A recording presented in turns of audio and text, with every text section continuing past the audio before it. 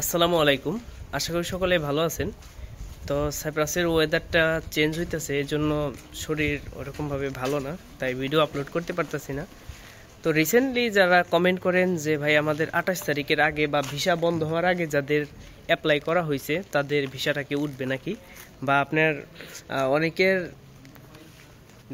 3-4 মাস আগেও অ্যাপ্লাই করছেন, তাদের কি আসলে ভিসা উঠবে নাকি, বা ভিসা উঠতে কতদিন সময় লাগে, এটা নিয়ে আজকে আপনাদের সাথে কথা বলবো। আমার এক পরিচিত বড় ভাইয়ের, তার এলাকার 2টা লোক আসছে, তো কতদিন আগে তাদের অ্যাপ্লাই করছে, তো এই বিষয়ে আলোচনা করব। সবাই সাথে থাকবেন।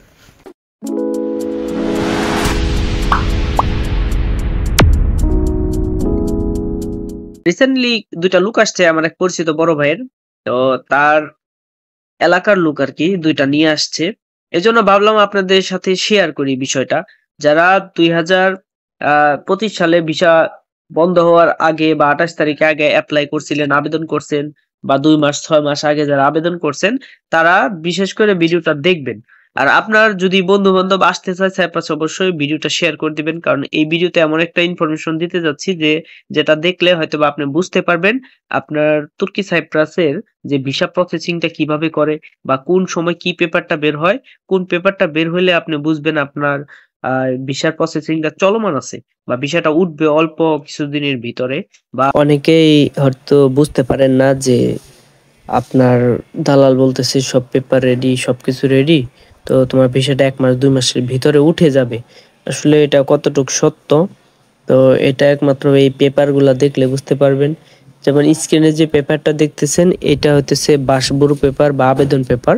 তো এটা যদি সরকার আপনার আবেদনটা গ্রহণ করে, যে আপনার ভিসার জন্য যে কোম্পানি অ্যাপ্লাই করছে আপনার জন্য, ওটা যদি অ্যাকসেপ্ট করে, তাহলে এই পেপারটা বের হয়। আর এই পেপারটা যদি হাতে পান, তাহলে 1 মাসের ভিতরে সাধারণত জেনারেল ভাবে ভিসাটা বের হয়ে যায়।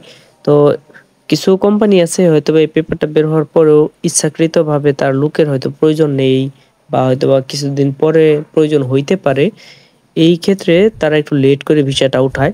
কিন্তু এই পেপারটা যদি পেয়ে যান, তাহলে অবশ্যই ইনশাল্লাহ আপনার ভিসাটা 100% কনফার্ম, হয়তো 2 দিন আগে আর পরে হবে।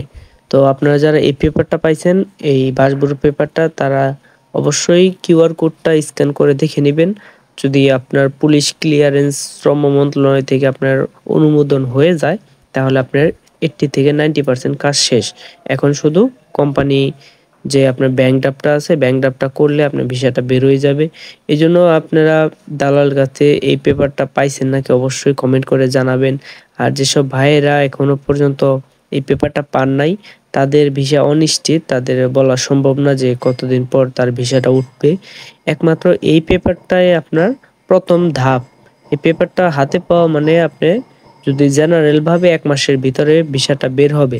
আর যদি আপনি এই পেপার না পান, তাহলে অনিশ্চিত, দালালের কথা ওটা ভ্যালু নাই।